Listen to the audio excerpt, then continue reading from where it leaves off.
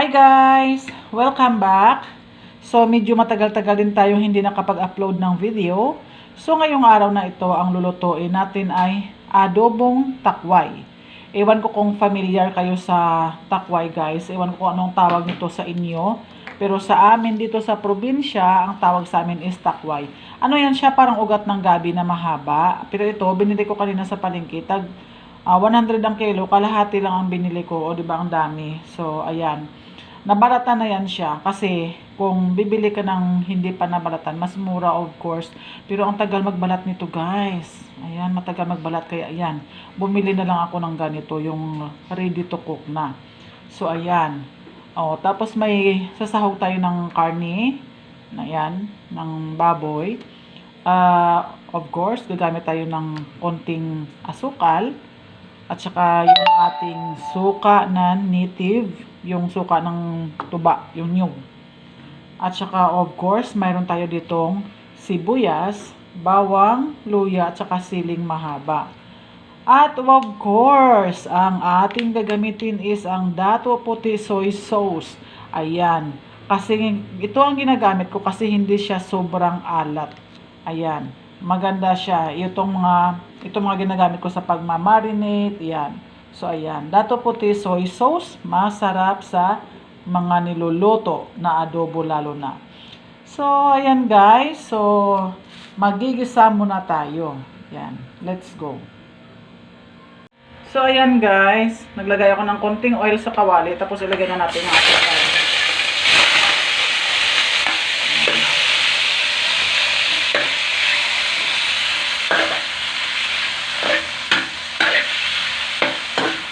Kasi kailangan nating palabasin muna ang oil nito.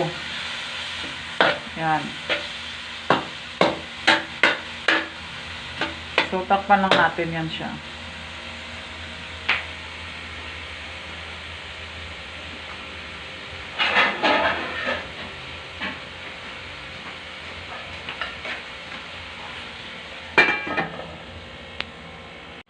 Ayan guys, kung makikita nyo, nag-brown siya.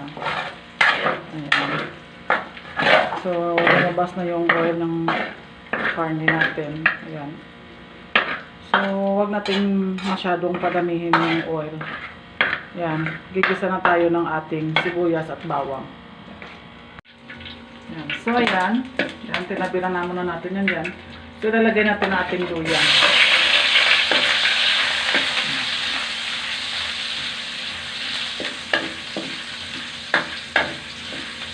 Ganyan pag mag-isa, unahin ang luya.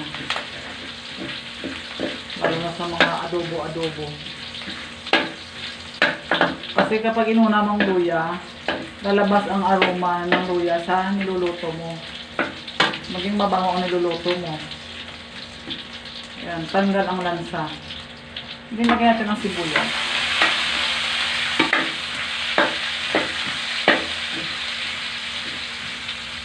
Ang sibuyas ay mayaman sa tinatawag na antibacterial.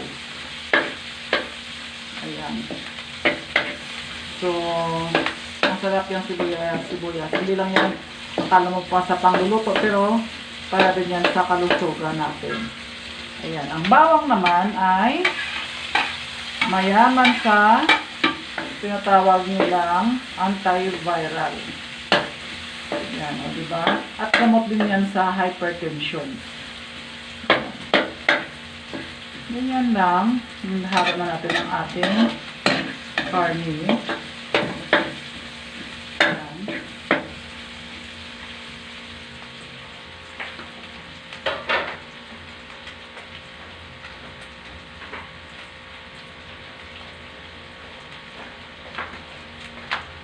And then maglagay tayo ng ating soy sauce. Yan. Isang sandok lang yun.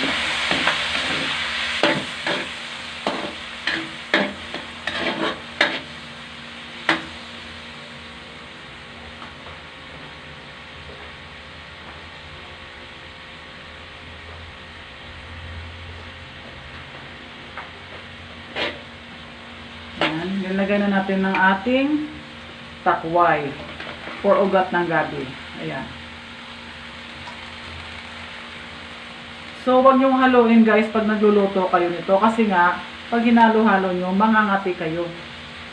Ayan. So, maglalagay tayo ng tubig.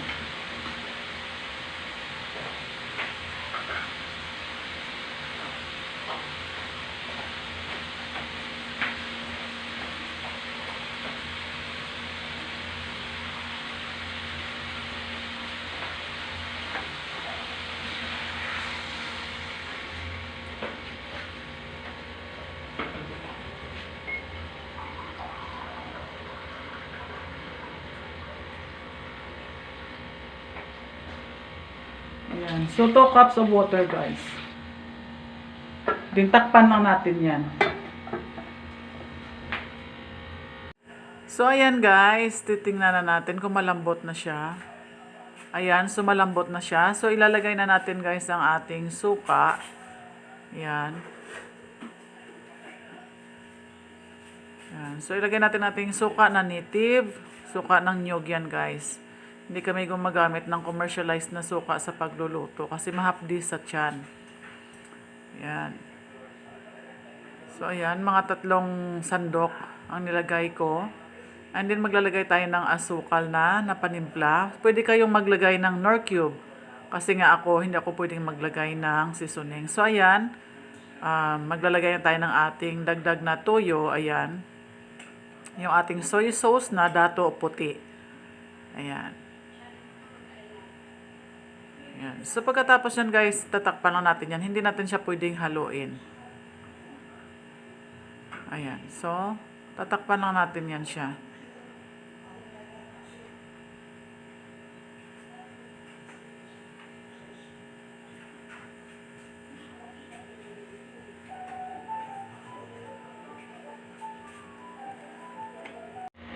So, ayan guys. Pag ganyan, kasi naluto na siya ng suka, pwede natin siyang halo-haloin ng konti. Pero wag yung sobra. Kasi nga, baka mangati yung ating adobong takway. Ayan. Antayin lang natin siya na maluto pa, kasi hindi pa yan siya gaanong luto. Ayan. So, takpan na natin ulit. So, ayan na guys. So, pwede na natin tong haluin kasi nga luto na to. Ayan. Pero dahan-dahan lang guys ang paghalo, ha. Ayan.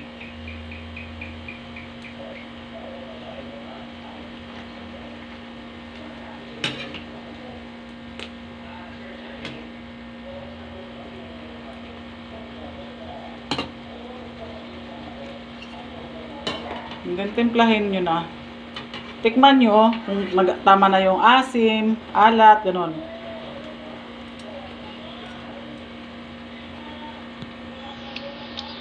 Dagdagan natin siya ng konting asukal, guys.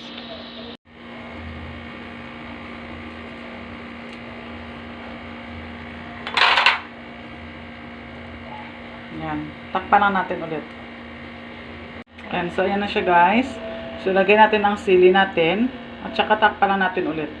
So, ayan, guys. Luto na ang ating adobong takway. So, ayan. Tanggalin na natin siya sa apoy. So, ayan na, guys. Ang ating adobong takway na may baboy. Ayan. So, ayan. Tikman na natin siya, guys. Alam mo, ito yung paboritong ulam ko dati nung nag-abroad pa ako. Nagdadala talaga ako nito sa Saudi. Tapos, niluluto ko doon at pinapatikim ko sa mga kasamahan ko. Ang sarap talaga nito. Paborito namin to guys. So, ayan o.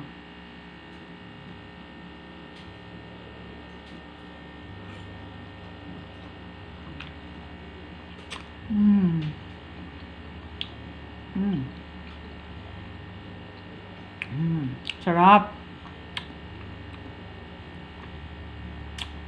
Mas masarap pa siya sa adobong sitaw or adobong kangkong. Yummy talaga guys. Subukan yung lutuin. Ayan. Kung wala naman kayong karne, pwede kayong gumamit ng kahit alam mo yung bagoong alamang. Yan, pwede nyong lagyan yon or pwedeng karne norte. Ayan. So, ayan guys. Sarap talaga.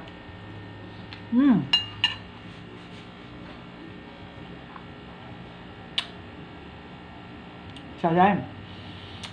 may panibagong murang ulam na naman kayo guys na natutunan sa akin. So kung nagustuhan ninyo ang video nito guys, please like and share and follow for more videos. Ayan, so thank you so much guys for watching.